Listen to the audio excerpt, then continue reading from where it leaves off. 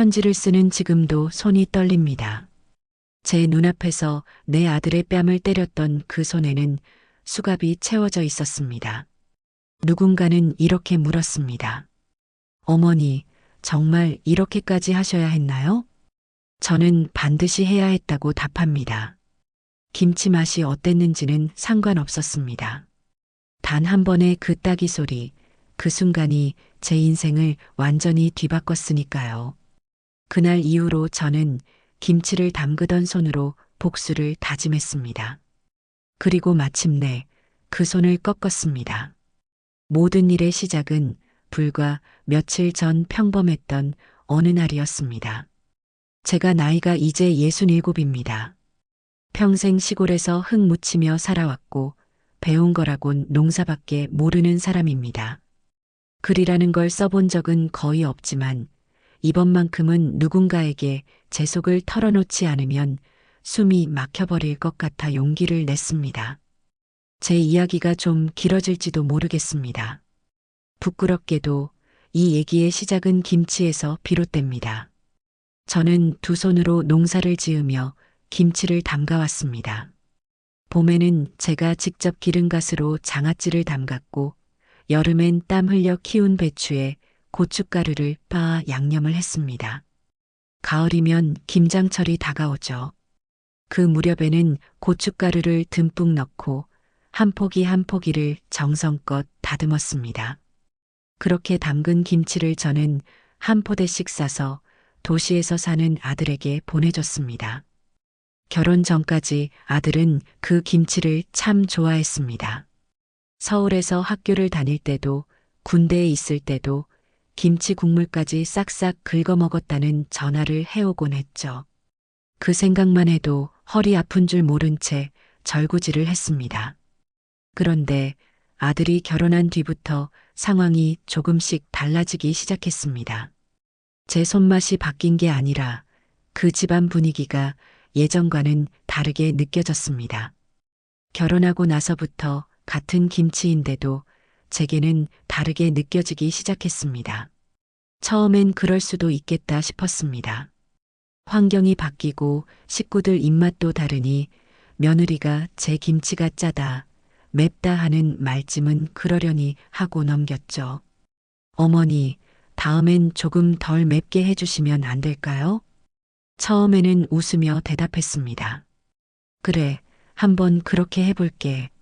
하지만 그 부탁이 한 번으로 끝나지 않았습니다. 그 다음엔 조금 더 달게 해주세요. 또 그 다음엔 양념은 적게 넣고 배추는 더 연한 걸로 해주세요. 이제는 김치가 아니라 며느리 입맛에 맞춘 음식이 되어가고 있었습니다.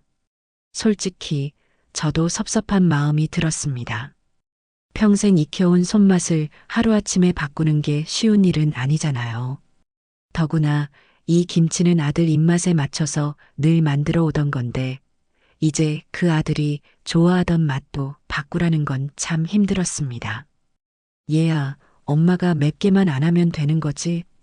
제가 이렇게 물으면 아들은 그냥 웃으며 응 뭐 그냥 하셔도 돼. 이렇게만 말하더라고요. 아들은 며느리 눈치를, 저는 아들 눈치를 보면서 김치를 담글 때마다 말도 마음도 자꾸만 꼬였습니다. 며느리의 입장도 이해해 보려 했습니다. 요즘 젊은 사람들은 입맛이 다르다고 하니까요. 그래서 한 번은 며느리 말대로 양념을 줄여서 김치를 담가봤습니다. 그런데 이번엔 아들이 한마디 합니다. 엄마, 이건 또 너무 싱거워. 그냥 원래 하시던 대로 해요. 그 말을 며느리가 바로 옆에서 듣고 있었습니다.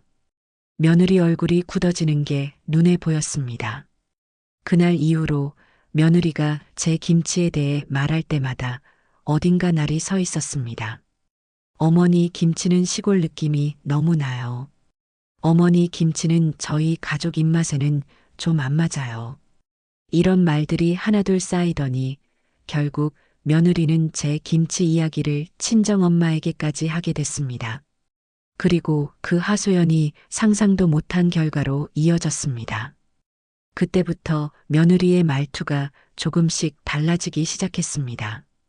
예전에는 그냥 맵다 정도로만 말했는데 어느 순간부터는 비교하는 말이 늘어났죠. 어머니, 친정엄마 김치는요, 국물도 시원하고 배추도 아삭해요. 거긴 설탕도 안 쓰고요. 그 말을 처음 들었을 때 속으로는 그럼 거기 가서 먹지. 왜 내 김치는 하는 생각이 스쳤지만 입 밖으로 내지는 않았습니다. 그냥 그래, 그래 하며 넘겼죠. 그런데 그 다음부터는 조심스레 부탁하던 게 점점 요구하는 말투로 바뀌었습니다. 양념은 절반만 넣어주세요. 고춧가루는 저희는 고운 것만 먹어요. 젓갈은 빼주시고요. 이렇게 하나하나 조건을 덧붙여 말하더군요. 그러다 보니 이 김치가 내 김치인지 며느리 김치인지 혼란스러워지기 시작했습니다. 한 번은 며느리가 직접 배추까지 보내오기도 했어요.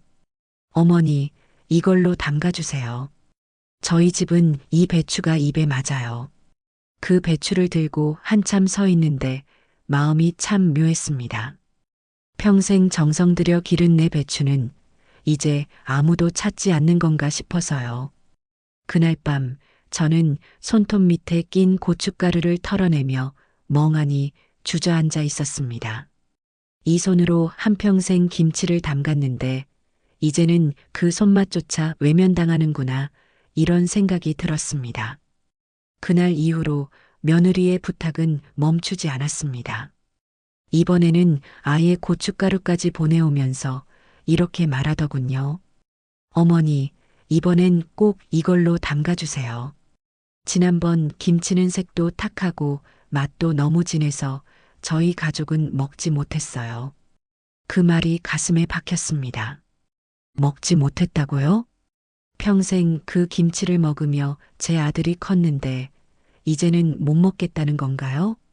저는 그때 처음으로 이렇게 대답했습니다. 나는 평생 이 방식으로 김치를 담갔다. 내 친정엄마 김치가 더 좋으면 그걸 먹으면 되지. 말을 하고 나서야 제 목소리가 떨리는 걸 느꼈습니다. 며느리는 표정이 굳더니 아무 말도 하지 않았습니다.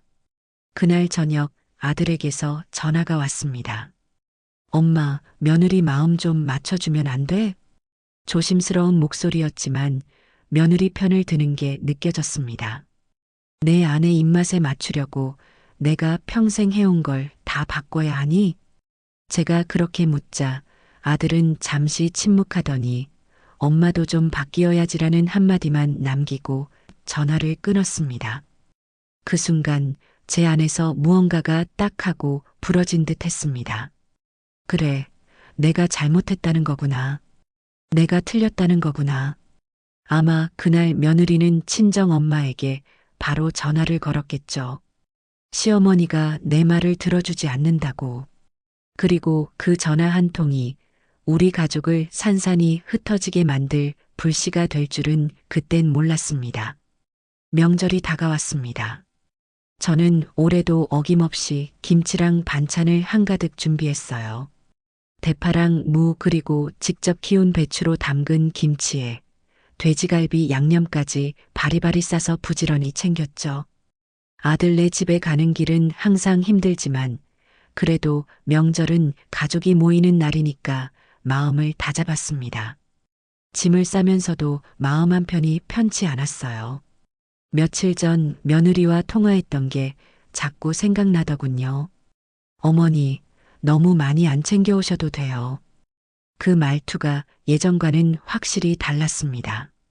예전엔 엄마 고맙습니다 하며 밝게 인사하던 아이였는데 이번엔 마지못해 입술만 움직여 내뱉는 말 같았어요. 김치도 가져갈까? 하고 물었더니 그건 오셔서 그냥 드세요. 그 이야기를 듣는 순간 심장이 쿵 내려앉는 것 같았습니다. 이제는 제 김치가 그리 반갑지 않은가 보다. 나 없어도 잘 먹고 잘 사는 모양이구나. 이런 생각이 들었죠. 서울 올라가는 버스 안에서도 괜히 가슴이 두근거렸습니다. 혹시 무슨 일이 생기려나 왜 이렇게 불안할까? 가방 위에 올려둔 제 손에는 어느새 식은 땀이 맺혀 있었습니다. 서울집에 도착한 순간부터 뭔가 달랐습니다. 문을 여는 순간 차가운 공기가 먼저 느껴졌어요. 전에는 집에 들어서면 며느리가 밝게 웃으며 어머니 오셨어요? 하고 반겨줬는데 이번에는 멀뚱히 서 있다가 건성으로 인사만 하더군요. 아들도 뒤에서 왔어. 엄마하고는 고개를 돌렸습니다. 거실을 둘러보니 낯선 사람들이 자리를 차지하고 있었습니다. 며느리 쪽 친정 식구들, 특히 그 중에서도 안사돈이 눈에 띄었어요. 아들 결혼식 때 한 번 봤던 그 얼굴, 진한 화장에 콧대는 여전히 높기만 했습니다. 어머니 오셨어요. 그 한마디에도 따뜻함은 없었습니다. 시선은 이미 날카롭게 다가왔고 식탁 위에는 음식을 가득 차려놓았지만 제 손에서 나온 건 하나도 없었습니다. 모두 며느리 친정에서 가져온 음식들이었죠. 낯선 냄새와 익숙지 않은 공기, 묘하게 소금기 빠진 분위기가 집안 전체에 감돌고 있었습니다. 이쪽에 앉으세요. 며느리가 자리를 권했습니다. 자리에 앉자마자 안사돈이 제 손을 훑어보더니 느닷없이 말했습니다. 김치는 안 가져오셨나 봐요? 그 말에 저는 잠시 아무 대답도 할 수 없었습니다. 아들은 고개를 푹 숙이고 며느리는 젓가락만 만지작거리며 눈을 피해버렸죠. 그날 집안의 공기는 폭풍 전의 고요와도 같았습니다. 김치는 안 가져오지 않으셨네요? 안사돈이 그렇게 말을 꺼내자 그 목소리가 내 귀에 몇 번이고 맴돌았습니다. 안 가져오셨나 봐요라는 말이 아니라 당신 김치는 이제 필요 없어요라고 들리는 듯 했습니다. 이번엔 그냥 아무것도 안 가져오려고요. 짧게 대답하자 안사돈은 입술 끝을 희미하게 올렸습니다. 아휴, 잘하셨어요. 솔직히 우리 딸이 속상해했거든요. 시댁 음식은 늘 좀 세고 촌스럽다고 하더라고요. 뭐, 요즘 애들 입맛이 다 그렇죠. 그 말을 듣는 순간 젓가락을 집었던 내 손이 부르르 떨렸습니다. 촌스럽다고? 내 김치가? 내가 평생을 다해 정성 들인 내 손맛을? 아들이 그때 중간에서 조심스럽게 어머니하고 말했지만 안사돈은 아들의 눈을 피하지 않았습니다. 솔직히 자네 엄마가 우리 딸 울린 거 맞지 않아? 아니, 그런 게 아니라 사실이잖아. 며느리한테 너무 무심하니까 우리 딸이 얼마나 속상했겠어? 순간 공기가 무겁게 가라앉았습니다. 며느리는 고개를 푹 숙였고 아들은 두 손을 힘껏 잡은 채 숨을 고르고 있었습니다. 그리고 그동안 쌓인 감정이 결국 터지고 말았습니다. 안사돈이 갑자기 자리에서 벌떡 일어나더니 아들의 뺨을 내리쳤습니다. 바로 그 소리가 식탁 위 그릇들 사이로 쩌렁쩌렁 울렸습니다. 이 무심한 자식아, 내 엄마가 우리 딸 이렇게 힘들게 하는데도 가만히 있어? 순간 귀가 뜨거워지고 심장이 쿵쾅거렸습니다. 숨이 턱 막히고 손끝까지 얼어붙는 느낌이었습니다.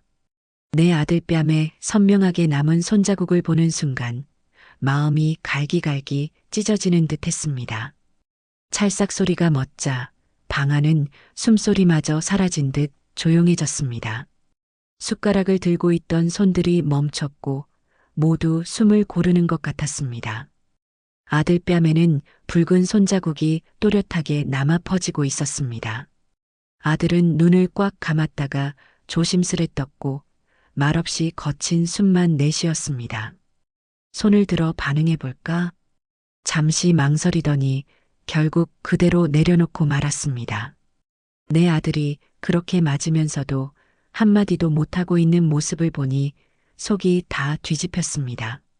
엄마가 우리 딸 울린 거 사실이잖아. 안사돈이 다시 한번 소리쳤습니다. 남편이면 뭐해? 우리 딸 기분도 못 맞춰주면서. 그 순간 제 심장이 요동치기 시작했습니다. 내 아들을, 내 핏줄을 남의 집 식구가 때린 건가? 김치 얘기 하나로 일이 이렇게 번지는 건가? 손발이 떨려서 젓가락을 제대로 쥘 수가 없었습니다. 말문이 막혀 입술은 바짝 마르고 아무 말도 할 수 없었습니다. 왜 그랬냐고요? 그 자리에서 뭔가 한마디라도 했다면 아마도 그 사람 머리채라도 붙잡았을지도 모르겠더군요. 모두가 저만 바라보고 있었습니다. 아들은 멍한 얼굴로 앉아 있었고 며느리는 친정엄마 옆에서 꼼짝도 못하고 있었습니다. 남편은 제 눈치를 보며 고개만 숙인 채 말이 없었습니다. 그 정적 속에서 마음 깊은 곳에 한 가지 생각이 깊이 자리 잡았습니다. 이 손, 내 아들을 때린 저 손, 내가 반드시 꺾어놓고 말겠다고 다짐했습니다. 그날 밤 집으로 돌아오는 길에 저는 아무 말 없이 주먹을 꽉 쥐었습니다. 이대로 두지 않을 거라고 2번 다시 내 아들 앞에서 그 손이 함부로 올라가지 못하게 하겠다고 마음을 다잡았습니다. 그날 식사 자리는 그렇게 끝이 났습니다. 누구도 사과하지 않았습니다. 아들은 뺨을 맞은 채 멍하게 앉아 있었고 며느리는 친정엄마 곁에서 숟가락만 만지작거렸습니다. 안사도는 여전히 고개를 빳빳이 들고 있었고 마치 내가 잘못한 사람인 것처럼 분위기를 이끌었습니다. 저는 아무 말도 하지 않았습니다. 아니, 할 수 없었습니다. 목까지 치밀어 오른 분노가 터질 것 같아서 차마 말을 꺼낼 수가 없었죠.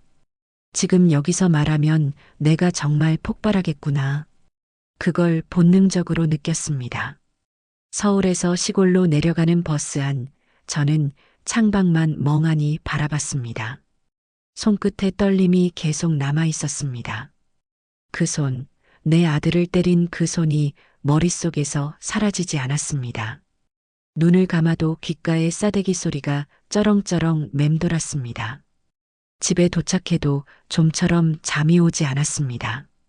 남편은 아무 말 없이 구석에서 담배만 피우고 있었습니다. 그 모습마저 얄밉게 느껴지더군요. 내가 이렇게 치욕스러운데 왜 아무도 내 편이 되어주지 않는 걸까? 밤새 뒤척이다가 결국엔 이불을 발로 차버렸습니다. 그래, 내가 뭘 그렇게 잘못했지? 김치 담근 것밖에 더 있나? 내 아들 뺨을 때렸으면 이제 그 손은 내가 꺾어야지. 아마도 그때부터였던 것 같습니다. 제 안에서 무언가 다시는 돌이킬 수 없는 감정이 꿈틀대기 시작한 건 다음 날 아침 해가 올라도 저는 더 이상 누워 있을 수 없었습니다. 온몸은 쑤시고 눈도 심하게 부었지만 마음속의 분노만큼은 오히려 또렷해졌습니다. 이제부터가 진짜 시작이라고 스스로를 다그치며 자리에서 일어났습니다. 안사돈이 어떤 사람인지 저는 이미 오래전부터 알고 있었습니다. 결혼식 전부터 느꼈습니다. 겉으로는 점잖게 행동하지만 속에는 허영심과 남을 깔보는 기색이 가득한 사람이었죠. 그 무시하는 눈빛은 단 한 번도 가려진 적이 없었습니다. 떠도는 소문도 있었습니다. 남편과 따로 산다는 이야기, 도박으로 재산을 탕진했다는 얘기, 친척 이름으로 빚을 돌렸다는 말까지 들려왔습니다. 예전에는 그냥 흘려들었지만 이제는 달랐습니다. 내 아들 얼굴을 때린 그 손, 그 손을 꺾기 위해서는 반드시 약점을 잡아야만 했습니다. 저는 조용히 움직이기 시작했습니다. 먼저 동네 친척들에게 전화를 걸었습니다. 혹시 그 집 사정을 아는지 조심스럽게 물었습니다. 소문은 생각보다 금방 흘러나왔습니다. 빚쟁이들이 여러 번 찾아온 일 친정에서 슬쩍 숨기고 있다는 얘기, 남편 몰래 물건을 팔아넘겼다는 소문까지 나왔습니다. 이제 직접 확인해야 했습니다. 말만 듣고 넘길 순 없었습니다. 저는 시골 마을 버스를 타고 읍내로 나가 기록이 남는 곳을 하나씩 찾아다녔습니다. 농협, 법원, 동사무소를 돌며 발품을 팔았습니다. 그리고 마침내 그 사람 이름이 적힌 압류 통지서를 손에 쥐었을 때 저는 한동안 움직이지 못했습니다. 그 순간 제 마음속에서 속삭임이 들려왔습니다. 이걸로 끝이라는 확신에 찬 목소리였습니다. 이제 판은 준비됐습니다. 다음 명절 모두가 다시 식탁에 둘러앉는 날, 그 자리에서 내 아들을 때린 그 손이 내 눈앞에서 무너질 것입니다. 싸대기 사건이 있고 며칠 지나지 않아 저는 바로 움직였습니다. 분노가 가라앉지 않고 오래 남으면 독이 되지만 제대로 써먹으면 칼이 될 수 있잖아요. 안사돈, 그 사람이 어떤 사람인지 더 분명히 알아야 했습니다. 겉보기엔 점잖고 교양 있어 보였던 그 사람이 과연 어떤 약점을 감추고 있는지 밝혀내고 싶었죠. 먼저 친척들에게 하나씩 전화를 걸었습니다. 그 집 사정 좀 아냐고 물었더니 아, 거기 예전에 빚 때문에 시끄러웠었어. 도박도 했다더라.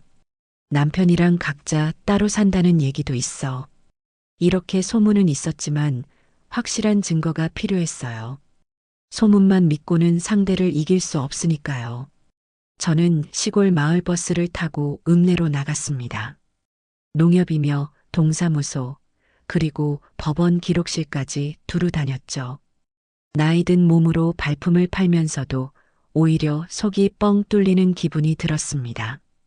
내가 이렇게까지 해야 하나 싶다가도 뺨 맞은 아들 얼굴이 떠오르면 걸음이 절로 빨라졌습니다. 결국 끝내 찾아냈습니다. 안사돈 이름으로 된 압류 통지서 한 장이었습니다. 도박빚에 떠넘겨진 빚, 그리고 친척 명의로 돌린 자취들까지. 그 종이를 손에 쥐는 순간 제 심장이 뛰기 시작했죠. 그래, 이제부터가 진짜 시작이다. 압류 통지서를 받은 그날 밤, 저는 오랫동안 자리에 앉아 있었습니다. 분노가 가라앉은 자리에 알 수 없는 냉기가 스며들었습니다. 이제는 울분도 서러움도 남지 않았습니다. 오직 한 가지, 반드시 끝을 내겠다는 마음뿐이었습니다. 저는 앞에 펼쳐진 서류들을 차분히 정리했습니다.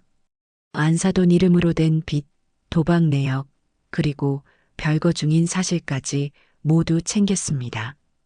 말로 빠져나가지 못하게 증거도 몇 장 더 준비했습니다. 혹시 몰라. 휴대폰 녹음까지 켜서 친척들에게서 증언을 받아두었습니다. 이걸 어디에서 꺼내야 할까? 곰곰이 생각해도 답은 한 군데뿐이었습니다. 바로 식탁 위였습니다. 가족이 모두 모인 자리, 김치 이야기를 시작으로 불거지던 그 싸움이 바로 거기서 끝나야 합니다. 그래야 다시는 내 아들 앞에서 그 손이 올라가는 일이 없을 테니까요. 명절이 다가올수록 제 마음은 오히려 더 차분해졌습니다. 일부러 전화를 하지 않았고 며느리와 아들에게도 평소와 다름없이 행동했습니다. 평범하게 김치를 담그며 평소보다 손끝에 힘만 조금 더 실었습니다. 표정은 담담하게 굳혔습니다. 그래, 이번엔 김치가 아니라 너의 본색을 식탁 위에서 보여주게 될 거야. 명절 당일 저는 김치가 담긴 큰 봉지를 들고 도시로 올라갔습니다. 버스 안에서 손을 꼭 잡고 있었죠. 손바닥에는 땀이 배어 미끄러웠지만 이번만큼은 두려움보다 결심이 더 컸습니다. 오늘은 모든 걸 끝내겠다고 마음먹었습니다. 아들 집에 도착하니 이미 식탁이 차려져 있었습니다. 며느리의 친정 식구들이 먼저 와 있었고 안사돈도 한쪽에 자리를 잡고 앉아 있었죠. 그분의 눈빛이 날카롭게 날아왔습니다. 그날 제 아들 뺨을 때리던 손, 싸늘한 시선 예전과 다름없이 그대로였습니다. 어머니 오셨어요? 며느리가 인사를 건넸지만 표정은 여전히 얼어 있었습니다. 저는 최대한 평온한 표정으로 고개만 살짝 끄덕였습니다. 김치 가져오셨어요? 안사돈의 목소리에는 비아냥거림이 묻어 있었습니다. 저는 짧게 대답했습니다. 예. 평소 하던 대로 담갔습니다. 식탁에 앉으니 어색한 정적이 흘렀습니다. 음식 그릇이 부딪히는 소리만 들릴 뿐 아무도 농담하지 않았습니다. 아들은 고개를 숙인 채 젓가락만 움직였고 남편은 묵묵히 국만 떠먹었습니다. 며느리는 친정 쪽만 힐끔거리며 눈치를 봤습니다. 저는 조용히 그 얼굴들을 바라보며 다짐했습니다. 그래, 오늘 여기서 끝내자. 오늘 내 아들을 때렸던 그 손, 내 손으로 내 체면을 무너뜨리게 해주마. 식사가 절반쯤 진행됐을 무렵이었습니다. 안사돈이 김치 한 점을 집어먹더니 일부러 크게 목소리를 높였습니다. 어머, 역시 우리 집 김치가 제일 맛있네요. 친정엄마 손맛은 역시 달라요. 며느리가 억지로 미소를 지으며 맞장구 쳤습니다. 내 엄마 김치가 더 깔끔한 것 같아요. 그 말이 들리자 제 귀가 벌겋게 달아올랐지만 저는 표정 하나 바꾸지 않고 김치를 천천히 씹었습니다. 그리고 일부러 천천히 물었습니다. 사돈댁은 요즘도 많이 바쁘시죠? 가게 운영하신다는 얘기 들었어요. 안사돈이 기다렸다는 듯 허리를 펴더니 환하게 웃었습니다. 아이고, 우리 집이요? 요즘은 투자도 잘 돼서 돈 걱정 없이 지내요. 빚 같은 건 한 번도 진 적 없어요. 그 순간 제 입가에 살짝 미소가 번졌습니다. 딱 이 말, 이걸 기다렸죠. 저는 고개를 끄덕이며 무심한 척 다시 물었습니다. 아, 그러세요? 제가 들은 이야기랑 조금 다른데 압류 통지서 얘기를 들었거든요. 순간 젓가락 소리가 멎었습니다.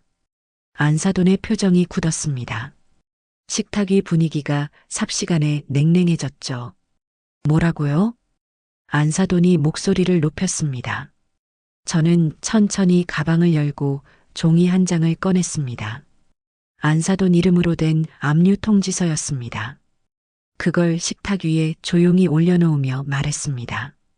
이거 사돈댁 이름 맞으시죠? 안사돈 얼굴이 순식간에 하얗게 질렸습니다. 멈춰있던 아들 손이 살짝 떨리는 게 보였고 며느리는 커다란 눈으로 엄마를 바라봤습니다. 친정 식구들마저 숟가락을 내려놓았습니다. 그때 저는 마음속으로 조용히 되뇌었습니다. 이제 시작이구나. 안사돈이 제 손에 든 종이를 날카롭게 쳐다봤습니다. 이게 뭐야? 목소리는 분명히 떨렸지만 그 떨림을 숨기려는 듯 일부러 더 크게 말했습니다. 그거 사돈댁 이름으로 발급된 압류 통지서입니다. 제가 말하자마자 식탁 위의 공기가 갑자기 싸늘해졌습니다. 말도 안 되는 소리 하지 마세요. 그거 누가 꾸민 거잖아요. 안사돈이 손을 뻗어 종이를 낚아채려 했지만 저는 재빨리 몸을 일으켜 종이를 치웠습니다. 이건 조작이 아니라 사실입니다. 농협에 직접 확인했습니다. 도박 빚 맞죠? 안사돈 얼굴이 순식간에 하얗게 질렸습니다. 며느리는 숨을 들이마시고 아들은 놀라서 고개를 번쩍 들었습니다. 친정 식구들도 서로의 눈치를 보며 작은 목소리로 웅성거렸습니다. 저는 가방에서 두 번째 종이를 꺼냈습니다. 여기 사돈댁 별거 사실이 기록된 서류입니다. 남편분과 따로 지낸 지도 오래됐고 빚은 친척 명의로 돌려놓으셨더군요. 제 말을 자르며 안사돈이 소리쳤습니다. 그게 왜 당신이 나서서 얘기할 일이야? 왜냐고요? 제 목소리는 낮고 단호했습니다. 내 아들을 때린 손이니까요. 그 손으로 우리 집안을 욕했으니 저도 이 정도는 말할 자격이 있습니다. 안사돈은 더 이상 아무 말도 하지 못했습니다. 입술이 떨리고 얼굴은 붉게 달아올랐습니다. 며느리는 엄마를 바라보며 금방이라도 올 듯 눈에 눈물이 맺혔고 아들은 조용히 제가 든 종이들을 바라봤습니다. 식탁 주변엔 김치 냄새 대신 무거운 침묵만이 감돌았습니다. 이제 진짜 시작이었습니다. 안사돈의 입술이 바르르 떨리고 있었습니다. 당신 감히 우리 집안일에. 말이 끝나기도 전에 현관에서 초인종 소리가 울려 퍼졌습니다. 딩동. 모두가 동시에 고개를 돌렸습니다. 며느리가 천천히 문을 열자 경찰 2명이 문 앞에 서 있었습니다. 땡땡씨 맞으십니까? 사기와 불법 도박 혐의로 조사 협조 요청이 나왔습니다. 안사돈의 2눈이 크게 흔들렸습니다. 뭐라고요? 관할 법원에서 영장이 발부됐습니다. 지금 저희와 같이 가주셔야 합니다. 그 순간 안사돈은 격하게 소리 질렀습니다. 이건 조작이야. 저 여자가 다 꾸민 거야. 손가락이 저를 가리켰지만 아무도 대꾸하지 않았습니다. 며느리는 눈물을 꾹 참고 고개를 숙였고 아들은 주먹을 꼭 쥔 채 제 옆에 서 있었습니다. 경찰이 안사돈의 팔을 붙잡자 그 손이 허공을 허우적거렸습니다. 바로 그 손, 내 아들의 뺨을 때린 손이었죠. 그 손에 수갑이 채워지는 모습을 보며 저는 천천히 한마디 했습니다. 그 손 이제 다시는 못 드시겠네요. 내 아들을 때린 그 손 말입니다.